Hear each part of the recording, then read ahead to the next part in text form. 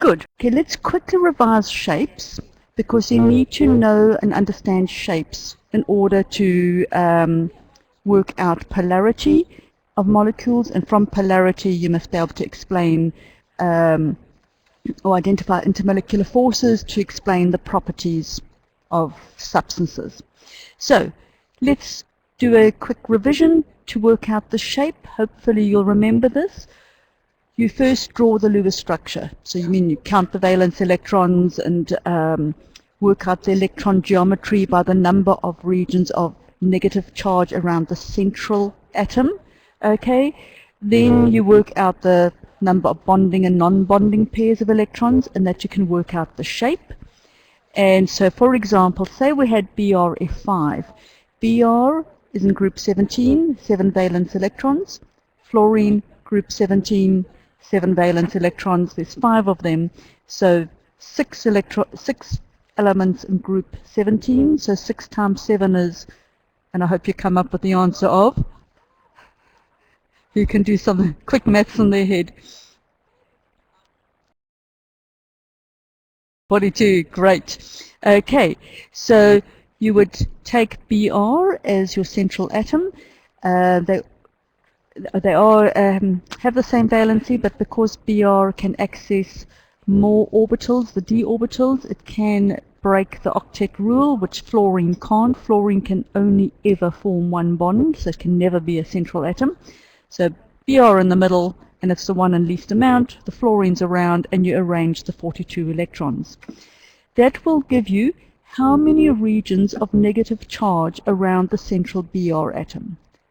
So if we count from the lone pair, that's 1, 2, right, 3, 4, 5, 6. You've got 6. So that gives us an electron geometry of an octahedral shape. I know it's 6 pairs of electrons or 6 areas of negative charge. Why are we saying octahedral, which means 8? It's oct because there's actually 8 planes, although there are 6 regions of negative charge. If you built the shape, you'd have 8 planes, just in case you're wondering.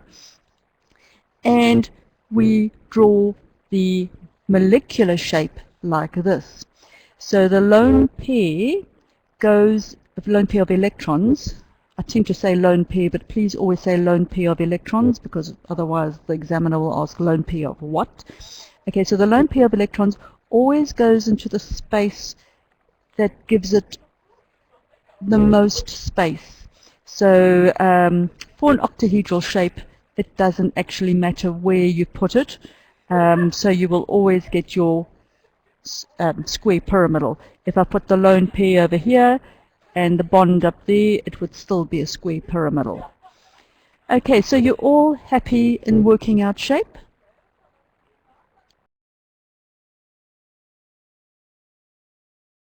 Yep. Okay. So follow this through in your explanation because the amount of detail is important. So let's have a quick look at them. This is what sort of shape? This particular compound, top left. Linear, great, okay. And both the molecular and the electronic geometry, both molecular shape and the electronic geometry is linear. This one is also linear, but the electron geometry is actually trigonal bipyramidal. So you could get 2 types of linear shapes. You actually, I suppose, could get more, because you could also get octahedral, but depending on your number of lone pairs around there. But if you have 5 or 3 lone pairs and only 2 bonds, it's linear. These 2 down here are both bent. Okay, so you have 2 types of bent shapes, and but they have different bond angles. Here they have to be 180. Okay, but here this one is 120. This one is 109, and you would have to be able to explain why. So you would say there are 3 areas of negative charge around the central sulfur atom. So the electrons repel each other as much as possible so that they are 120 degrees apart. And that's why this bond angle is 120. Here there are 4 regions of negative charge around the central oxygen atom. of which two are bonding pairs and two are non-bonding pairs of electrons, and so the angle is, because there's 4 of them, it's 109. It's actually slightly less. But first work on the overview before you drill down from 109 going to 105. I find a lot of students go straight away into water, it's 105, and thinking they'll get full marks. You need to explain the whole thing. And this one, I hope you can see, it's quite easy. It's T-shaped. Sorry, that one's seesaw. I hope you can sort of imagine the seesaw, somebody sitting on this side, and you can seesaw backwards and forwards. And this one is T-shaped. Now notice, because this is based on the trigonal bipyramidal shape, the lone pairs of electrons go where? In the equatorial plane or the axial plane?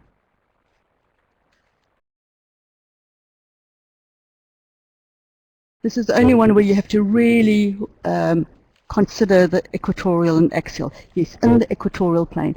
The reason why they're going to equatorial plane is that these electrons are 120 degrees from each other, compared to, if I compare this bond to that bond, so in other words equatorial to axial, that'll be 90 degrees. So that's smaller, so the lone pairs don't want to be squashed in a small place. So they'll always go into the equatorial plane. So you get that shape.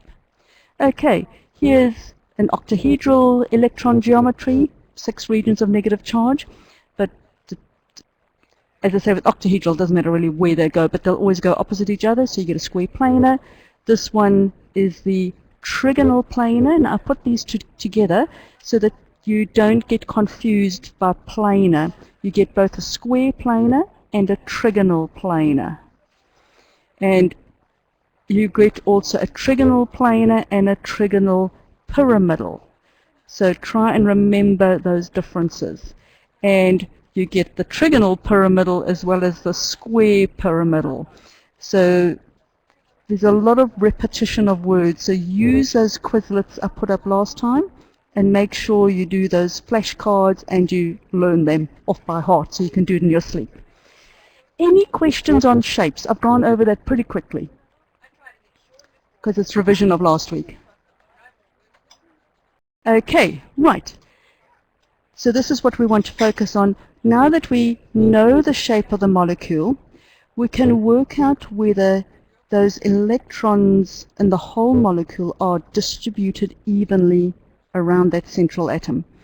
So if they distributed unevenly, then we say the molecule is polar, like a magnet. You know, instead of a north pole and a south pole, you've got a more negative end and a more positive end. If the electrons are distributed equally around there, so there's no area that's more negative, more positive, then we say it's non-polar, because there's no definite pole then. Right, Abigail, I've forgotten what is meant by equatorial. Right, if I go back, as I say, in octahedral, it doesn't, there is an axial and equatorial plane, but it doesn't really matter. So let me go back one more to the trigonal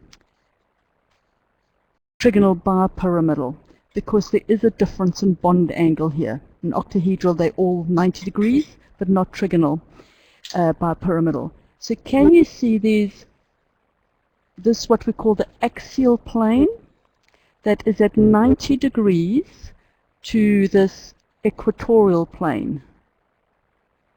So the equatorial plane cuts through the axial plane. They're at 90 degrees to each other. So in an octahedral, that all the angles are 90 degrees, so it doesn't matter. But in trigonal bipyramidal, the equatorial plane is, okay, the equatorial plane is the one which is 120 degrees. So there's 3 of them, so they're 120 degrees apart, so this is the equatorial plane, and the axial is 180 degrees from each other. Okay, sorted. Right, so let's go back to polarity. So to work out the polarity, you always start with the Lewis structure in the exam. It can be given to you, or you get given the molecules and you have to start from this point. So just like the Lewis structure, to do it, Once you've got that, you count the regions of negative charge around that central atom. Identify that central atom. Don't just say it's got 3 regions of negative charge. Say around which atom, around the sulfur atom or around the oxygen atom. Be always specific. So you get the electron geometry because that'll give you your angles. 4 regions, 109. 3 regions, 120. 6 regions, 90. 5 regions, you're going to have either 90 or 120, depending on which part of the atom you're in, part of the molecule you're in. Okay, so once you've got the electron geometry, you can then work out how many bonding and non-bonding pairs to work out the molecular shape. So that's we've got to the shape part. Now the next few steps for the polarity is you've got to say, right, do I have different elements in my molecule? Are they all the same element or are they different? Because if they are different, there will be a difference in electronegativity between those elements. In other words, the electrons being shared between them are going to be shared unequally. So if there's a difference in electronegativity with the bonding atoms, you're going to have a bond dipole. In other words, if I've got hydrogen bonded to oxygen, oxygen's going to grab those electrons more strongly. So the electrons will be closer to the oxygen, so that'll be more negative. Does that make sense? You're welcome to say no. Okay. Right. Once you've worked out where the bond dipoles are present, so be very specific, don't just say dipoles, say bond dipoles. Then you look at whether the molecule is symmetrical or not. And this is where there can be quite an issue with students working out what's symmetrical or not. You've got to consider both the shape, and as a quick tip, pretty much anything with lone pairs of electrons is an asymmetrical shape. The only exception there would be the linear one, which is, say, perhaps a trigonal bipyramidal. That doesn't have to, that shape can be symmetrical. So if I go back to this one, can you see that this could be a symmetrical shape? So that's the only one, but otherwise anything with lone pairs of electrons, the shape is asymmetric. Okay, and remember your spelling of asymmetric, it's A-S-Y-M-M, not A-S-S. I always remember that because I remember a lecturer telling me, if you asymmetric and spell it with an A-S-S, then you're making an ass of yourself. So I've never forgotten that. Right, so going back to working out the polarity, once you've worked out whether the shape is asymmetrical or not, and I'll draw some things with, pretty much you just bisect all the angles or draw lines across the angles to see if the two halves match. So you draw a line down a bond, does this left half look the same as the right half? Or bisect a bond, does the left half look like the right half? So that's the way you can work out whether the shape is totally symmetrical. It must be symmetrical along all bonds and bisected angles. But it's also the atoms. So a lot of students will say the molecule is asymmetric, but they don't mention both things. For instance, NCO is linear, but CO2 is also linear. Now I could say linear shape is symmetrical, and CO2 is symmetrical because I've got a carbon with 2 identical atoms on either end, but would NCO be symmetrical? No, because I've got 2 different atoms bonded to the central C. I've got N and I've got O. So point out both those bits. And if my molecule is not symmetrical, asymmetric, in both shape and the type of atoms, then the bond dipoles won't cancel, and so you'll have a molecular dipole. If it's totally symmetrical in both shape and type, then the bond dipoles will cancel and you'll have non-polar molecule. So You are not expected to know all the exact electronegativity values, but you should know from your trends that they increase across. So fluorine is the most electronegative, and if they're on the left-hand side, they'll be less electronegative.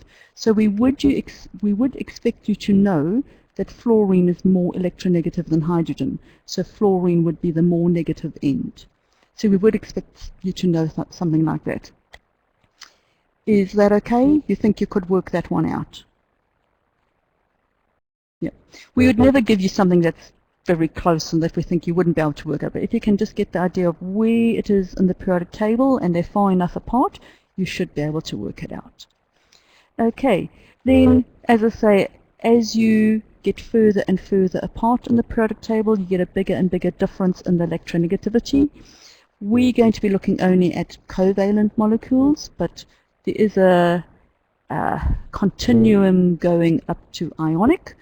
So some books will say up to 1.5 difference, then it's ionic, some will say 2.2. It actually really depends on the particular molecule and properties. This is just so that you can see if there's no difference, it's a pure covalent compound, and the difference in electronegativity slowly makes it bond more and more and more polar until it becomes ionic. That's all what I'm trying to show there. Okay, so we're looking at the electronegativity. And you should know this from the periodic trends, what electronegativity is. Okay, so what I want to do now is go to this PhET simulation. It's a great simulation to try. It does use Java, so if your computer can't take Java, see if you can get it on, say, another computer. So I'm just going to quickly escape out of here and go to this one. Right, so you can look at, click on these various things. So if it's red, then it's more negative. If it's blue, it's more positive. And can you see by changing the electronegativity, I'm changing the size of my bond dipole. A bond, if you've done vectors in physics, has anybody done vectors in physics? No. Okay, some of you have. Okay, if you've done vectors, a bond dipole is a vector, and the molecular dipole is the sum of all the bond dipoles. If you haven't done physics and you're not sure about what vectors are, it doesn't matter. As long as you can see it's, I can increase it as I make the difference in electronegativity bigger. I make that bond dipole, the bond becomes more and more polar, so that bond dipole becomes bigger and bigger. If I change to now 3 molecules, real molecules, you can explore the 3. There's a number of things. Let me do it over here. Here I've got this, the same electronegativity as that. They are less electronegative than B, so my bond dipole goes up between them. If I make C more electronegative, the yellow that you can see there is the molecular dipole. If I click on the bond dipoles, I'll go back again, you can see that the bond dipole is going from C to B and A to B. If I start making B more electronegative, so it's pretty much exactly the same. Okay, so there's no bond dipole there anymore because they're the same, but there is one still over here. Can you see that the molecular dipole is in that same direction? And you can play around. It's a good way of visualizing how they add up together. Right, so here's some real molecules. I'll do the bond dipoles and the molecular dipole. So the bond dipole is in gray. There's only one bond here, so the molecular dipole is the same as the bond dipole. Okay, and I can put that in so you can see that's the negative end, that's the positive end. And as we go through, oxygen, as you'd expect, is non-polar. Can you see it's gray? There's no, it's an even distribution of electron density around the bonding atoms. And that's because there's no electronegativity difference, so the bonds are non-polar. So there's no bond dipole, the molecule is symmetrical, and so on. So I'm not going to go too far in this, but you can explore it, you can move it around so you can see the molecular dipole and how they cancel out and where they go.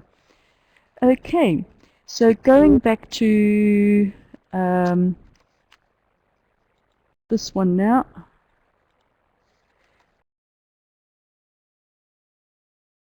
Here we're going to quickly go through a whole lot of different molecules. Now we've seen oxygen just now, but when you're trying to explain it, if you were to, compare the polarity of oxygen or whatever, or compare even the properties of oxygen and so on, you would start with the polarity. And if you didn't know the polarity, you'd start off with the Lewis structure, the electron, the geometry, the molecular geometry. Because there's only oxygen atoms there, they have the same electronegativity. Note that I'm spelling that out. I'm not just saying, oh, the examiner will know that, so I'm going to ignore that fact. Give all the obvious detail. So there's no bond dipoles, so there's an even distribution of charge around the atoms. It's symmetrical, both in shape and type of atoms, they're both oxygens. And so there's no molecular dipole, so it's nonpolar. So those are the steps you follow. Just practice going through those steps until it's in your, embedded in your brain, and then you won't forget it. So here's HCN, you'd go through the same thing. It's linear, molecular shape is linear, but however, we now have polar bonds because they are all different elements. Okay, so I do have bond dipoles. Where hydrogen is less electronegative than carbon, and carbon is less electronegative than nitrogen. So I've got a positive end and I've got a negative end. Okay, so I've got two bond dipoles all going towards the right. It's an asymmetrical molecule because the type of atoms bonded to the carbon are different, and so the bond dipoles don't cancel out. So we have a molecular dipole present, and so the molecule is polar. Okay, so let's go through a few more. Here is formaldehyde. Lewis structure, 120 degrees because it's a trigonal planar shape as well as a molecular shape. Oxygen is more electronegative than carbon. Carbon is more electronegative than hydrogen. So we're going to have a bond dipole from hydrogen to carbon, hydrogen to carbon, carbon to oxygen. Okay, so oxygen is going to be the pretty negative end, hydrogen is going to be the pretty much positive end. So we've got those bond dipoles. And it's an asymmetrical molecule. The shape is symmetrical in that it's trigonal planar. But this is a case where the shape could be symmetrical, but the atoms are not. So overall, the molecule is asymmetrical. So oxygen is a different atom to the hydrogens. So if I cut down, remember what I said to work out where the molecule is symmetrical? If I cut down this bond over here and bisect down here, I think you all agree that this half is exactly the same as that half. You would agree with that, I hope? Yes. So there is a plane of symmetry, but it's not totally symmetrical, because if I draw a line through this bond and bisect that bond over there, okay, is this half up here the same as this bottom half? No. And if I do the same thing along this side, I don't have. So this molecule is asymmetrical. Now you don't have to draw all those lines and planes in the exam. You just simply have to say it's an asymmetrical molecule because the types of atoms are different. Okay? And so then you'd say the bond dipoles that you identified here won't cancel out. So there's a molecular dipole present, so it's a polar molecule. Here's one BF3. Okay, so it's octahedral electron geometry, but a square pyramidal molecular shape. We've got a difference in electronegativity between fluorine and bromine, so there are bond dipoles present. Okay, and so it would look something like this. And the molecule, although we've got all the same element bonded to the bromine, so the type here is the same, the shape is asymmetrical. You can see that if I draw a line down here, yes, this half looks the same as that half, but if I draw a line through this plane, these two bonds here, that top half over there is not the same as this bottom half. So it's an asymmetrical molecule because of its shape, so the bond dipoles don't cancel. Okay, so we have a polar molecule. And I think the last one is an ion, because this one I know can confuse some students. If you have an ion, remember with your Lewis structure, the square brackets and the charge, don't forget that.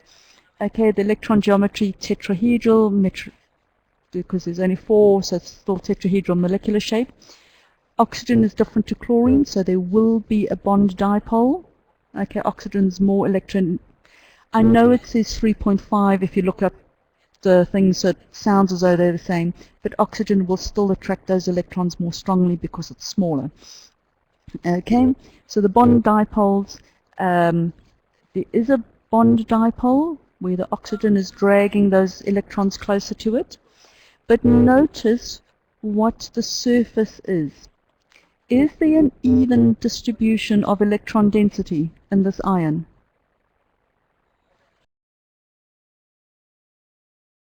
Yes, it's all red. Okay, the whole surface is negative. So it's a symmetrical ion. It's symmetrical both in its shape, tetrahedral shape is symmetrical shape, and it's symmetrical in terms of the atoms. It's all oxygen, so the same type. So it is a symmetrical ion.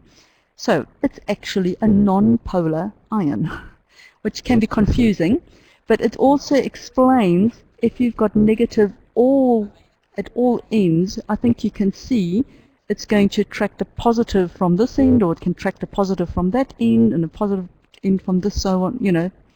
Okay, Caleb, the single bond makes no difference. Correct. We don't teach it for the standard, but if you continue on with chemistry, you do a concept what they call resonance, where you can draw a whole lot of structures. So you could make this one the single bond and that the double, or this one the single bond and that the double, or that one the single one. And so if you can make a whole lot, then the average is what happens in real life.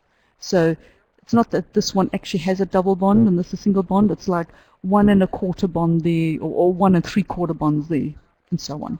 But I don't want to go into that too much depth. There's a lot. Chemistry is really exciting. There's always more to learn, more theories to come up with why this happens. Okay, this is now at, okay, I'll do one more quickly, the ozone, because this one can also, students can struggle with. If you look at ozone, people think, oh, it's all oxygen, no bond dipoles, must be non-polar. However, with this one, the central oxygen has only got 1 lone pair of electrons on it. The end oxygens have either 2 or 3. And using that resonance I was talking about just now with Caleb's question, there's like 2.5, if you like, on each end, because you can spread those out. But it's still more than the central one. So 3 areas of negative charge, so it's a trigonal planar electron geometry, but it's bent as a molecular shape. Although there's no bond dipole in terms of the difference in electronegativity, there is an uneven spread of electrons. So you could work this with an uneven spread of electrons, that there are more on the ends of the molecule than in the central atom. So you can still talk about bond dipoles. So these are the more negative ends, and that's the more positive end. So the molecule is asymmetrical in shape, because anything with lone pairs is pretty much asymmetrical, even though the types are the same. And so the bond dipoles don't cancel out, so ozone is actually polar. Okay, so I'm going to stop there because we're over